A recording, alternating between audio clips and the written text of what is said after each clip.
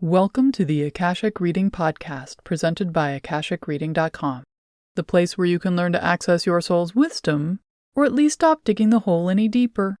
I'm your host, Terry Uktana, and today we'll be digging into how to have conversations with your past selves, so you can clarify why you chose the life you have now, what about it was planned, and what lessons you've already learned or alternatives you've already tried.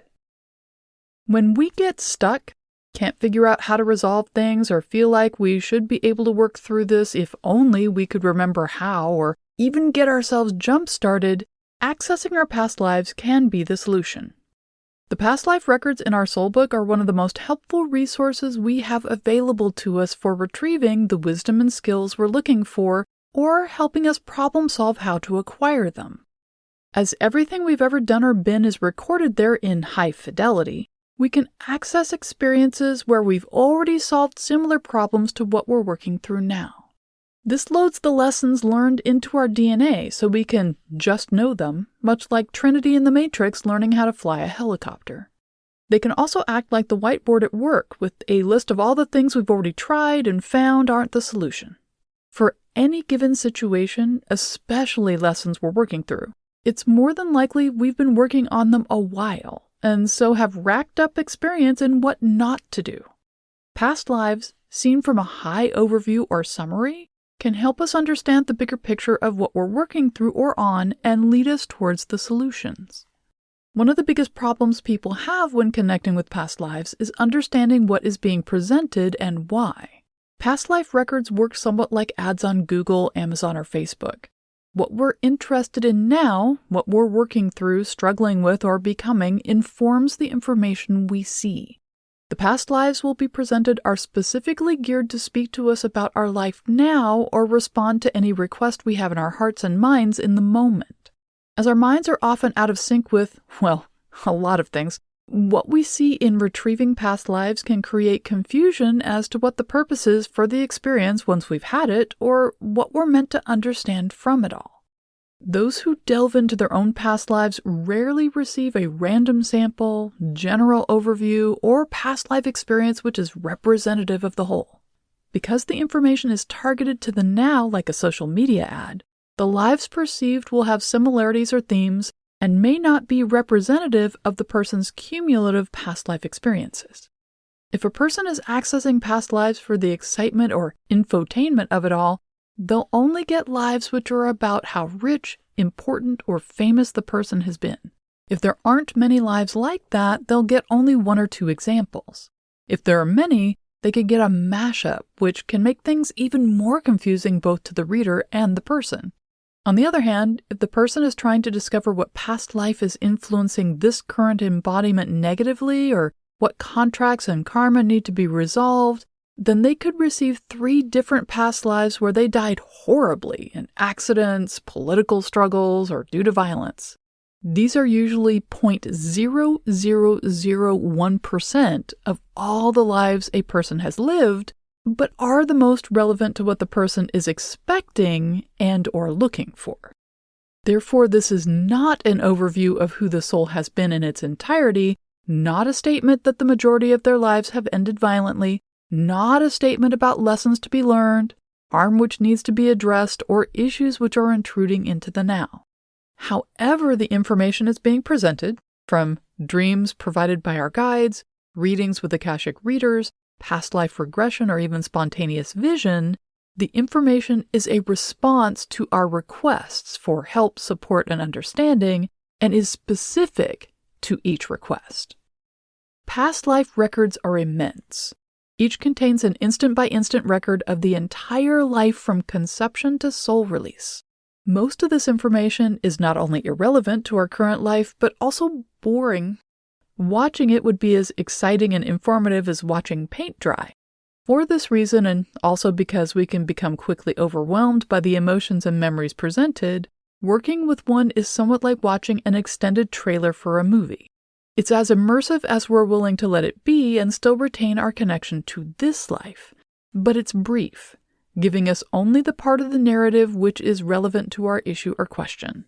What we see isn't necessarily the most important part of the life, what defined the life, or even a theme within it. It's the part most relevant to us now. Most methods for working with past lives require us to look through them one by one, like trying to find one quote in a library full of physical books. However, there are ways we can access and utilize them much more like Google or YouTube to find specific examples and answers relevant to our needs. One is to work directly with the past lives section of your soul book or Akashic record. Doing so consciously is a bit different than how students learn by reading one record at a time. In fact, it can seem like having to do things in reverse. Instead of centering yourself, holding a question in your mind, and then opening the book, you'll first open the book to the past lives section, which is often the first half. Then center yourself and hold the problem to be solved in your mind and ask for all relevant entries which can help in the matter. Soul books respond in a variety of ways to these types of queries. One is to provide one-paragraph summaries for each life and event which is relevant. These can take up 1 to 2 pages and will appear immediately on the pages which have, until this moment, seemed blank. Each is enterable if you need more detail, but it's often a better practice to try and see them as a collection. Patterns can then be seen. Solutions can become obvious. We can even see learning curves and long-term plans easily in this way. Books can also convert the relevant lives and experiences into pop-up 3D presentations and will mark the sections by clumping irrelevant pages together. So, as you turn pages, a new pop-up will come up and each one will have information relevant to the problem. Some will even point you towards the past lives summary held in Section 2 and bring up the relevant sections where you have written for yourself how you solved the problem in the past. Reading through this will help you remember it now and help inspire you on how to apply this wisdom in the now. I've found working with a soul book for this type of problem solving can at times be cumbersome unless I'm looking for some very detailed information or to access a past version of myself to talk to them about choices they made. Going into a past life record in your soul book allows us to hold conversations with our past selves and get insights which might not be obvious from a historical record of events.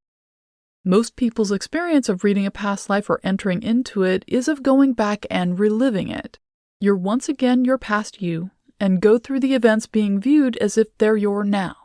This reactivates the experiences and downloads them into this body and this life, but doesn't necessarily provide further wisdom, insights, or healing, although it can. What can be more helpful is to view your past lives like you are in a virtual reality program or a computer game. This is easily done with your soul book. It's a matter of how you approach things. Rather than accessing your past lives or addressing your soul book with a request to find answers in your past lives, start with simply accessing your book. Think of this like getting an old-school dictionary or encyclopedia. You get the book first, then open it and flip to the right section before you start reading to find the thing you're looking for. Once you have your soul book in front of you, open it so you're looking at pages in the front half, which is where the past lives are. With your book open, hold a question in your mind about what past life or lives would be best to consult concerning your question or subject of interest. For example, if you want to know about when in the past you've been a healer, oracle, or medicine elder, ask to be shown those lives or guided to them. Your soul book should start flipping pages to the section you want or put tabs on the various pages you want, as they may not be grouped together. If your soul book does nothing, this is not a failure on your part, but an answer. You might not have done or been the thing you're asking about, or you might just need to back up and word your request differently, or even think of another option to get the advice you're looking for. When you have pages marked, flip them so they're the ones which are open and ready to read, but don't go in yet. Set your intention to have a conversation with your past self, not to be them. You don't want to relive this life, you want to access it for advice and information. As you do this, you'll feel a shift in the section, which means it's ready for you to start. Put your hands on the book and you'll find yourself in the past life. This will feel real, but in the way of video games. You're there, but also aware this is not reality and you can leave it at any time. Where you are in the life, the timeline will be a perfect fit for your intention, so not during a traumatic event or during difficult and active times. You'll be able to see your previous self right away, and they'll be available in that moment to actually talk to you. In fact, The life around them will seem to pause so you and they are in a bubble and can talk freely.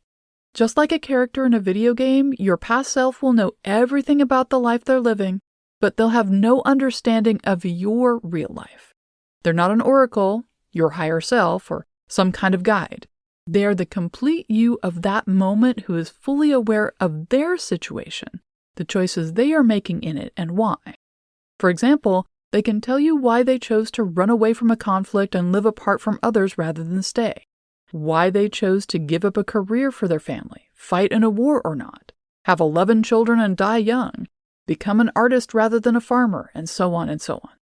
You can talk to them as much as you wish and for as long as you can hold the energy there. Also, you can return at any time to continue the conversation, so there's no urgency to get everything you need in this one moment. Get what you can, allow yourself to digest this, and if you need more or more clarity, you can go back. When you're first trying this technique, you may find you can't hold the energy for long. It's somewhat like starting a new physical exercise or sport. The first time you try, your muscles aren't used to the activity, and so you can't do things for very long. However, the more you do it, the more muscles you have, so the easier it becomes. If you find yourself dumped back into the Akashic Library looking at your book mid-conversation, this isn't a lesson to learn or an indication you've done something wrong. It's more than likely just your muscles couldn't hold things any longer. Let yourself come back to your body and try again another day when you're rested and ready to go. Having conversations with your past selves can clarify so much about why you chose the life you have now, what about it was planned, what lessons you've already learned, or alternatives you've already tried. And every little bit of help, well, helps. And that's all the time we have this week. If you're interested in knowing more, check out my website, akashicreading.com. Thank you to my patron of honor this week, Lourdes. If you're enjoying this podcast, please consider supporting it by subscribing on Patreon. For just $5 a month, you can join in weekly patron-only classes, see all my other offerings, and get regular updates about what I'm working on at patreon.com/terryuktana. Thanks. Bye.